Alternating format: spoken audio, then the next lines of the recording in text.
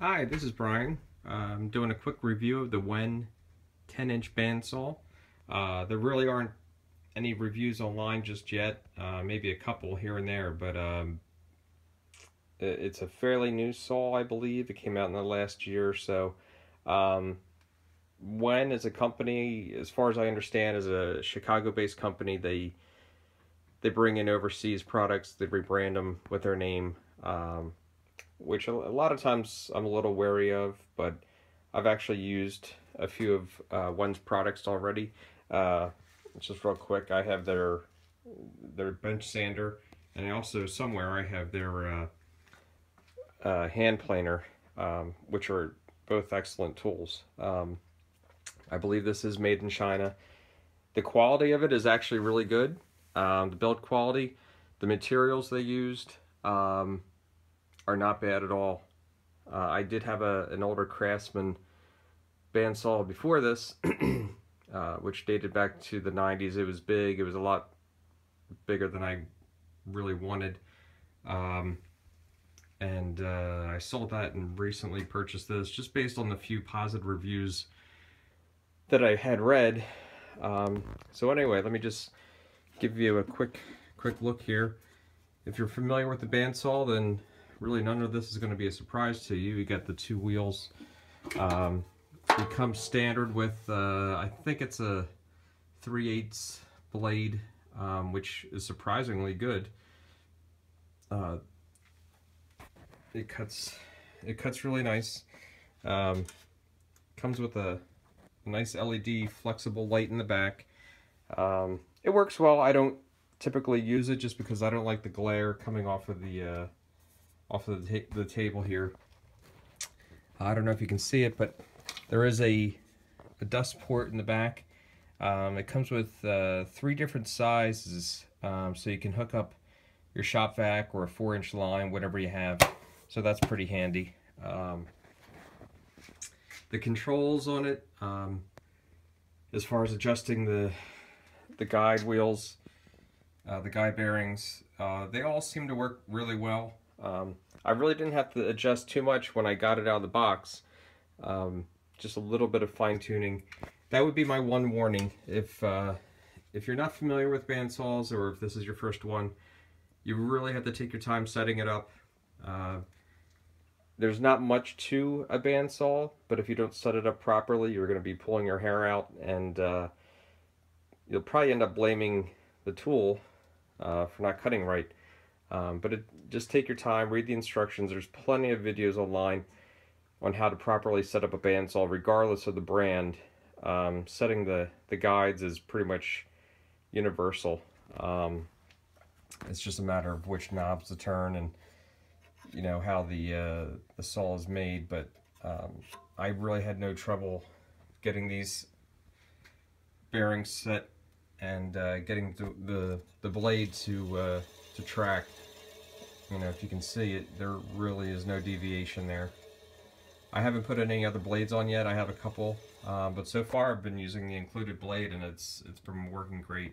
It does come with a fence. I originally was not going to use it because most of the time the fences that come with these saws, or any saw for that matter, aren't that great. But just for the heck of it, I just tried it out, and I am really impressed with how straight of a cut I got. You can't see the line anymore because it cut straight down the line that I had drawn. So I had this against the saw, the fence there, and just did a quick pass, and I got no travel in that blade at all. And that's something I couldn't get out of my last saw. So it's only pine, but really it doesn't matter. It did a really nice straight cut. I've cut all different types of hardwoods on this already: walnut, maple, hard maple, and it did up to like 4 or 5 inches thick, and it has not bogged down yet. It does have a 6-inch depth of cut, which is not bad. I don't intend on doing more than that. And a 10-inch, obviously a 10-inch deep table. So again, for those of you that aren't familiar with bandsaws, when they say a 10-inch bandsaw, they're referring to the space between the blade and the back of the throat here. Any bigger than that, you're not going to be able to maneuver the board around. And the depth of the cut, that's as thick of a piece as you're going to be able to cut. So in this saw, for instance, it's 6 inches. For most, you know, average, not bodybuilders, woodworkers, you know, six inches of depth there is probably sufficient. Once you get beyond that, you're getting into the really expensive saws.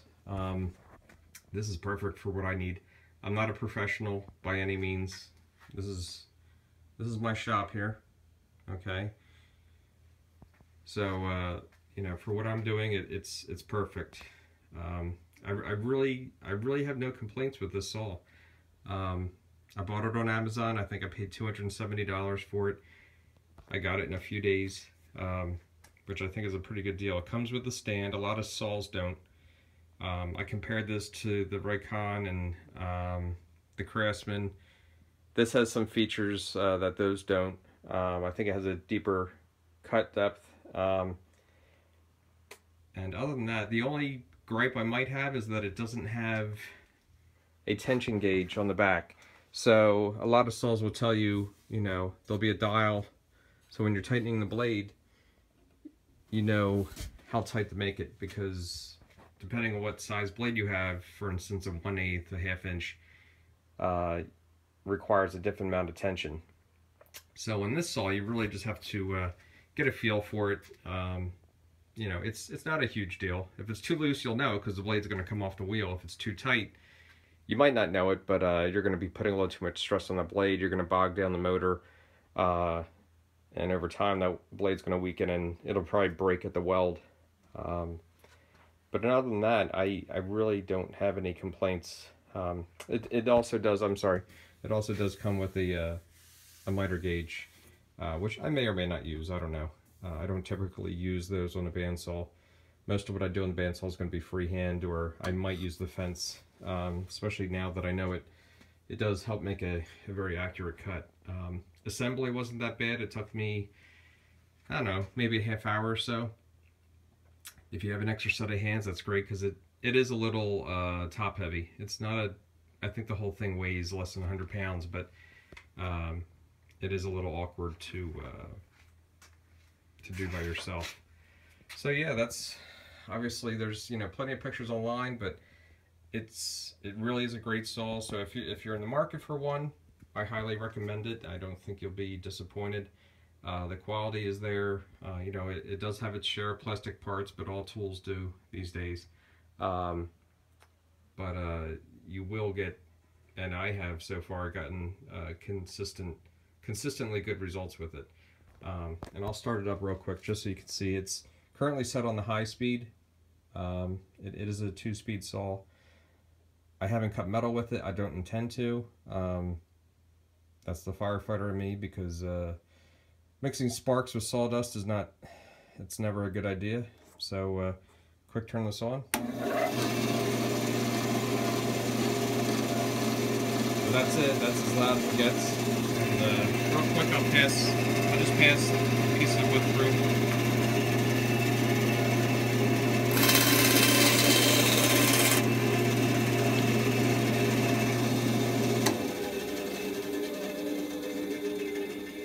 Obviously that's just pine, that, you know, cuts with no problem, but really the hardwoods I've cut with it also, you know, cut just as easily. So blade selection is obviously very important. So if you're looking for a saw, I recommend this one. If you're not familiar with bandsaws, read up on it, know what you're getting into, set it up properly, take your time, and you will get a lot of use out of this. So that's it. Hopefully this helps. If you have any questions, just drop them in the comment section. I'll try to get back to you.